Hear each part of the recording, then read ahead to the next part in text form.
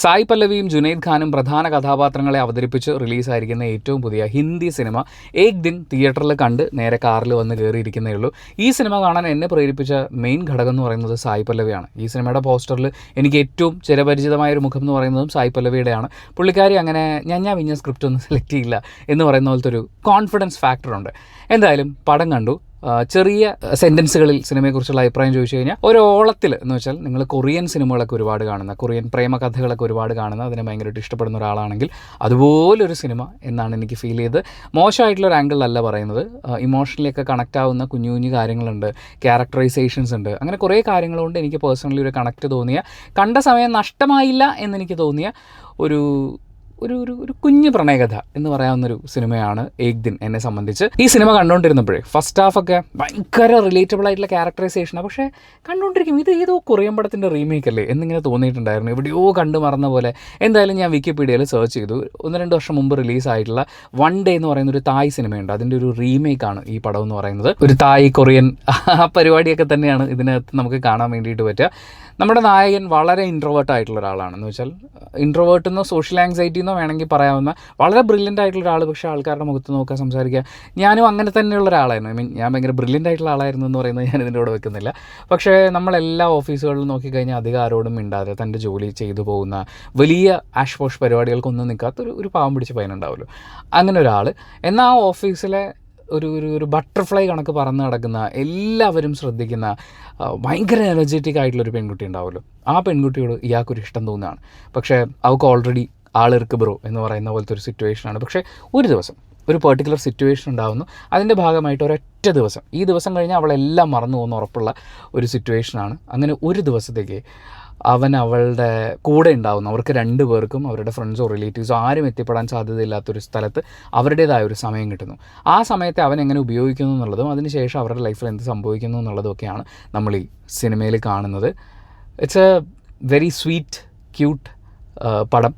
ചില സമയത്തെങ്കിലും ക്രിഞ്ചാവാമായിരുന്ന കുറേ കാര്യങ്ങളുണ്ടായിരുന്നു. പക്ഷേ ഇവരുടെ പെർഫോമൻസിൻ്റെ മികവ്, മ്യൂസിക്കിൻ്റെ ഒരു ബ്യൂട്ടി ഉണ്ട്, വിഷ്വലി അവർ എടുത്തു വെച്ചിരിക്കുന്നതെന്ന് വെച്ചാൽ ജാപ്പനീസ് കൾച്ചർ അതുമായിട്ട് റിലേറ്റ് ചെയ്തിട്ടില്ല. എനിക്ക് എല്ലാ കാര്യങ്ങളൊന്നും അറിയില്ല കേട്ടോ, പക്ഷേ അതുമായിട്ട് ബന്ധപ്പെട്ടിട്ടുള്ള കുറേ കാര്യങ്ങളൊക്കെ ഉണ്ട്. എനിക്കതൊക്കെ ഭയങ്കര രസമായിട്ട് തോന്നി.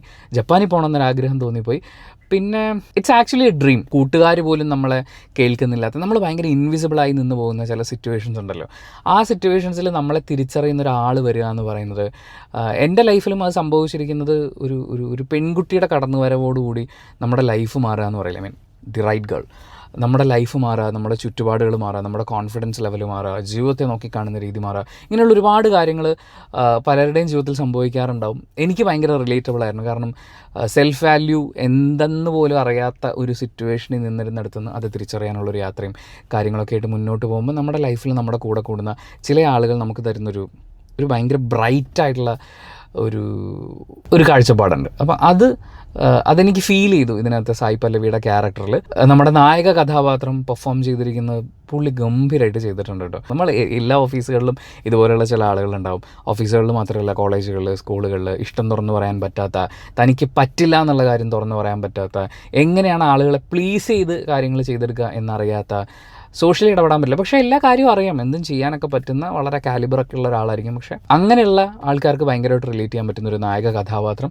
അവർ ചിലപ്പോൾ ഒക്കെയെങ്കിലും സ്വപ്നമായിട്ട് കാണുന്ന പോലത്തെ ചില സന്ദർഭങ്ങൾ ഈ സിനിമ തുടങ്ങുന്നത് ഭയങ്കര രസമായിട്ടാണ്. ഹിന്ദി സിനിമയിലെ നായകന്മാരുടെ ഇൻട്രൊഡക്ഷൻസ് ഉണ്ടല്ലോ, പരമകത്തികൾ, അതെല്ലാം കൂടി വെച്ചിട്ട് സിനിമകളിൽ ഇങ്ങനെയൊക്കെയാണ് സംഭവിക്കുക. പക്ഷേ റിയൽ ലൈഫിൽ നായകന്മാർ ഇങ്ങനെയൊന്നും ആയിരിക്കില്ല എന്ന് പറഞ്ഞിട്ട് നമ്മുടെ നായകൻ്റെ ഒരു ഇൻട്രൊഡക്ഷൻ ഉണ്ട്, ഗംഭീരമാണ്. അതിൽ തന്നെ കംപ്ലീറ്റ് പരിപാടികളും ഇവൻ എന്താണെന്ന് പറയുന്നത് നമുക്ക് എക്സാക്ട്ലി മനസ്സിലായി കഴിഞ്ഞു. അതുപോലെ നായികയെ ഇൻട്രൊഡ്യൂസ് ചെയ്യുമ്പോൾ ഈ പുള്ളിയുടെ സംസാരത്തിലൂടെയാണ് കാര്യങ്ങൾ വരുന്നത്. അതൊക്കെയും ഭയങ്കര രസമായിരുന്നു. എന്ന് വെച്ചാൽ ചിലപ്പോൾ ഞാൻ ഒറിജിനൽ സിനിമ കണ്ടിട്ടില്ലാത്തതുകൊണ്ടായിരിക്കും ഇതിനേക്കാൾ ബ്യൂട്ടിഫുൾ ആയിട്ട് ഒറിജിനൽ സിനിമയിൽ വന്നിട്ടുണ്ടാവാൻ സാധ്യതയുണ്ട്, അതൊന്നും നമുക്കറിയില്ല. പക്ഷേ ഈ സിനിമ കണ്ടത് വെച്ച് പറയുകയാണെങ്കിൽ വളരെ ബ്യൂട്ടിഫുള്ളി അവതരിപ്പിക്കപ്പെട്ടിട്ടുള്ളൊരു കഥ. ഞാനിതിൻ്റെ കഥ ഏത് സിനിമയിൽ നിന്നാണ് വന്നതെന്നൊക്കെ അറിയാൻ വേണ്ടി വിക്കിപീഡിയ സെർച്ച് ചെയ്യുമല്ലോ. അപ്പോൾ ഏക് ദിൻ സെർച്ച് ചെയ്ത് കഴിഞ്ഞപ്പോൾ ഗൂഗിളിൽ ആദ്യം വന്ന സെർച്ച് ലിസ്റ്റുകളിൽ ഒന്ന് ഈ സിനിമ ഒരു പരമപരാജയത്തിലേക്ക് പൊയ്ക്കൊണ്ടിരിക്കുകയാണ്. കാരണം ഈ സിനിമയുടെ ഒരുപാട് ഷോസ് ക്യാൻസലായിപ്പോയി. ആളില്ലാത്തതുകൊണ്ട് ഷോസ് ഒരുപാട് ക്യാൻസലായിപ്പോയി. അങ്ങനെ ഈ സിനിമ പരാജയത്തിലേക്ക് നീങ്ങുന്നു. പക്ഷേ ബോളിവുഡിൽ സ്ഥിരം വരുന്ന പല പരിപാടികളിൽ നിന്നൊക്കെ മാറി നിൽക്കുമ്പോൾ ഇറ്റ്സ് എ ഗുഡ് മൂവി. എന്ന് വെച്ചാൽ അതിൻ്റെ മ്യൂസിക് പരിപാടികളൊക്കെ ഭയങ്കര രസമാണ്. ഇറ്റ്സ് എ സ്വീറ്റ് നൈസ് പോക്കാണ്. അതുപോലെ തന്നെ അതിൻ്റെ വിഷ്വൽ പരിപാടികൾ നന്നായിട്ടാണ് പോകുന്നത്. ഇമോഷൻസ് നമുക്ക് ക്യാച്ച് ആവുന്നുണ്ട്. പിന്നെ ഈ ബോളിവുഡിലെ സ്ഥിരം കുറേ പരിപാടികളുണ്ടല്ലോ, എന്ന് വെച്ചാൽ നായകൻ്റെ മസിലിലും നായികയുടെ ശരീര പ്രദർശനത്തിലും അങ്ങനെയൊക്കെ നിൽക്കുന്ന കുറേ സിനിമകളൊക്കെ ഉണ്ടല്ലോ. അവർ ഹ്യൂമറാണ് എന്ന് പറയും, അവർ റൊമാൻസ് ആണെന്ന് പറയും, നമ്മൾ വിശ്വസിച്ചോണോ എന്ന് പറയുന്ന. എനിക്ക് ചില സമയത്ത് ഭയങ്കരമായിട്ട് എന്തെന്ത് അളിഞ്ഞ പരിപാടിയൊക്കെയാണ് ഇവർ ചെയ്തുകൊണ്ടിരിക്കുന്നത്, ഒരു മടുക്കണല്ലേ എന്നൊക്കെ തോന്നാറുണ്ട്. ഞാൻ ആരുടെയാണ് ഏതൊക്കെ സിനിമകളാണ് ഉദ്ദേശിച്ചത് നിങ്ങൾക്ക് മനസ്സിലായിട്ടുണ്ടാവും. പക്ഷേ അതിൽ നിന്നൊക്കെ മാറിയിട്ട് നമുക്ക് മനുഷ്യന്മാരെ കാണാൻ പറ്റുന്നു എന്ന് പറയില്ലേ, അങ്ങനത്തെ ഒരു സിനിമയാണ് ബോളിവുഡിൽ ഉണ്ടായിട്ടുള്ള ഈ അടുത്ത കാലങ്ങളിൽ ഉണ്ടായിട്ടുള്ള ഒരു രസമുള്ളൊരു കുഞ്ഞു പടം എന്നുള്ള രീതിയിൽ ഐ ലൈക്ക് ഇറ്റ്. ഞാൻ പറയുന്നത് ഇതൊരു ഭയങ്കര ബ്രഹ്മാണ്ട അടിപൊളി സൂപ്പർ പടം, നിങ്ങൾ തിയേറ്ററിൽ മിസ്സായി കഴിഞ്ഞാൽ പോയി എന്നൊന്നും ഞാൻ പറയില്ല. പക്ഷേ സിനിമ കണ്ടിരിക്കുമ്പോൾ നമുക്ക് നഷ്ടം തോന്നില്ല. സ്ഥിരം ബോളിവുഡിൻ്റെ ചപ്പറ് പൂപ്പറി പരിപാടി എന്നൊക്കെ മാറിയിട്ട് ഒരു കുഞ്ഞു പടം. ഇവർ രണ്ടുപേരും ഉള്ളൂ, ഈ നായകനും നായികയൊക്കെ തന്നെ ഉള്ളൂ. ലൈഫിൽ ഹോപ്പ് തരുന്ന, കുറച്ച് സ്നേഹം തരുന്ന, വളരെ പ്യുവറായിട്ടുള്ള കുറച്ച് കാര്യങ്ങൾ വളരെ രസകരമായിട്ട് അവതരിപ്പിച്ചിട്ടുള്ള, ആളുകളുടെ ഇമോഷൻസിന് വാല്യൂ ഉള്ള കാര്യങ്ങൾ സായ് പല്ലവി ഗംഭീരമായിട്ട് ചെയ്തിട്ടുണ്ട്. സായ് പല്ലവിയുടെ ഇമോഷൻസ് എന്ന് വെച്ചാൽ അവർ കടന്നു പോകുന്നത് അമ്മാതിരി ഇമ്മെൻസ് ട്രൊമാറ്റിക് ആയിട്ടുള്ള സിറ്റുവേഷൻസാണ്.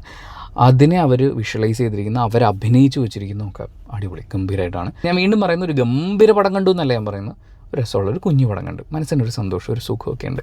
പിന്നെ ബോളിവുഡിൽ ഇതൊക്കെ പരാജയപ്പെടാൻ തന്നെയാണ് സാധ്യത എന്ന് തോന്നുന്നു. അവർക്ക് പിന്നെയും പഴയ ഭൂതപ്പടങ്ങളും പിന്നെ സ്പൈ യൂണിവേഴ്സും അങ്ങനെ കുഞ്ഞു കുഞ്ഞു കാര്യങ്ങളൊക്കെ ഉള്ളൂ. പിന്നെ ഇതൊന്നും അല്ലെങ്കിൽ ദൈവമുണ്ട് എന്ന് പറഞ്ഞ് വരുന്ന അമ്മാതിരി കുറച്ച് സാധനങ്ങൾ, അങ്ങനെയൊക്കെയുള്ള കാര്യങ്ങളൊക്കെയാണ്. പക്ഷേ അതിലൊന്നും പെടാത്തൊരു കഥ കണ്ടു, കുറച്ച് മനുഷ്യന്മാരുടെ ലൈഫ് കണ്ടു എന്നെനിക്ക് തോന്നി. അതുകൊണ്ട് ഞാനിങ്ങനെ ഒരു വീഡിയോ ചെയ്യുന്നു. By the way, Vivo X300 ഇത് ഷൂട്ട് ചെയ്തിട്ടുള്ളത്. DJ മൈക്ക് മിനി കണക്ട് ചെയ്തിട്ടാണ് നമ്മൾ ഷൂട്ട് ചെയ്യുന്നത്. ഇതെങ്ങനെയാണ് ഇതിൻ്റെ ഔട്ട്പുട്ട് വരിക എന്നുള്ളത് നിങ്ങൾക്ക് വേണമെങ്കിൽ ഫോണിൻ്റെ നൈറ്റ് ലൈറ്റ്, ഇവിടെ വേറെ ഒരു ലൈറ്റും ഇല്ല, ഈ കാറിൻ്റെ ഈ ഒരു ലൈറ്റ് മാത്രമേ ഉള്ളൂ, ഇങ്ങനെ ഇട്ടിട്ടാണ് നമ്മളിത് ഷൂട്ട് ചെയ്തിട്ടുള്ളത്. സോ എങ്ങനെയാണ് ഇതിൻ്റെ ഇൻബിൽറ്റ് ക്യാമറയിൽ മൈക്ക് കണക്ട് ചെയ്യുമ്പോൾ വരുന്നതെന്നുള്ളത് നിങ്ങൾക്ക് ഏകദേശം മനസ്സിലാവും. അപ്പോൾ ഇതിനൊരു ക്യാമറ ഫോൺ റിവ്യൂവും കൂടിയായിട്ട് നിങ്ങൾ കരുതുക.